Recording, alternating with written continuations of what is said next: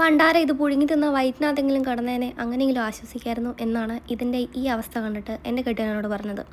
ഇതെന്താണ് താനും നിങ്ങൾക്ക് ആർക്കെങ്കിലും മനസ്സിലായോ? ഒന്ന് സൂക്ഷിച്ചു നോക്കിയേ, യൂസ് യുവർ ബ്രെയിൻ. ഒന്നും മനസ്സിലാവുന്നില്ല ഇതെന്താണ് സാധനമെന്ന് ഞാൻ ഇനി പറയാം. ഒരിടയ്ക്ക് ഇൻസ്റ്റാഗ്രാമിലും യൂട്യൂബിലൊക്കെ വൈറലായിക്കൊണ്ടിരുന്നൊരു സംഭവമാണ്. ഇതിങ്ങനെ വെള്ളത്തിലിട്ട് വെച്ചാൽ ചെടിയായി വരുമെന്നായിരുന്നു അതിനകത്ത് പറഞ്ഞിരുന്നത്. അപ്പോൾ ഞാൻ അത് പ്രകാരം ഒരു സൂപ്പർ മാർക്കറ്റിൽ പോയി ഈ സംഭവം വാങ്ങിച്ചു. ഇപ്പോഴും മനസ്സിലായില്ലല്ലേ? നോക്ക്, ഇതാണ് ആ സാധനം. ഈ സാധനമാണ് നിങ്ങളിപ്പോൾ ആദ്യം കണ്ടത്. ഇത് ഞാൻ വെള്ളത്തിൽ കൊണ്ട് നടുക്കൂടെ കമ്പൊക്കെ കുത്തി വെള്ളത്തിലിറക്കി വെച്ചു കുപ്പിക്കകത്ത്. പക്ഷേ എങ്കിൽ ആദ്യം കണ്ട രൂപത്തിലാണ് ആ സാധനം ഇരുന്നത്. ഇങ്ങനെ ആകുമെന്നായിരുന്നു എൻ്റെ പ്രതീക്ഷ. അപ്പോൾ ഞാൻ ഒരു 2 ആഴ്ച വെയിറ്റ് ചെയ്ത് കഴിഞ്ഞപ്പോഴാണ് നിങ്ങളെ ഫസ്റ്റ് കണ്ട ആ ദുഃഖകരമായ കാഴ്ച. ആ ലുക്കിലാണ് ഇപ്പോൾ ആ സാധനം ഇരിക്കുന്നത്.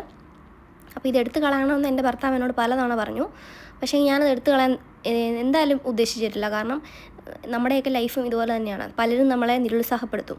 പക്ഷെ നമ്മൾ അതിൽ നിന്നൊക്കെ കരകയറി ഇതുപോലെ ഉണങ്ങി ഞരണ്ട അവസ്ഥയിൽ നിന്നും കരകയറി വരണം എന്നാണല്ലോ നമ്മുടെയൊക്കെ ആഗ്രഹം. അതുകൊണ്ട് ഇതൊരു ദിവസം മുളച്ച് പൊങ്ങും എന്നുള്ള പ്രതീക്ഷയെ ഞാനിതിവിടെ എൻ്റെ അടുക്കളയിൽ തന്നെ ചീഞ്ഞിട്ട് ഞാൻ വെച്ചിരിക്കുവാണ്. അപ്പം നമ്മുടെയൊക്കെ ജീവിതത്തിൽ ഇതൊരു പാഠമാവട്ടെ എന്ന് ഞാൻ വിചാരിക്കുന്നു.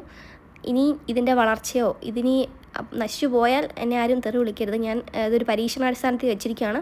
ഇത് ഇങ്ങനെ ആകും എന്നുള്ള പ്രതീക്ഷയിൽ ഞാനിത് വെച്ചിരിക്കുകയാണ്. അപ്പോൾ ഇതിൻ്റെ വരുംകാല വളർച്ചയുടെ ഇതൊക്കെ ഞാൻ അടുത്തടുത്ത വീഡിയോസിൽ അറിയിക്കാം. ടാറ്റാ.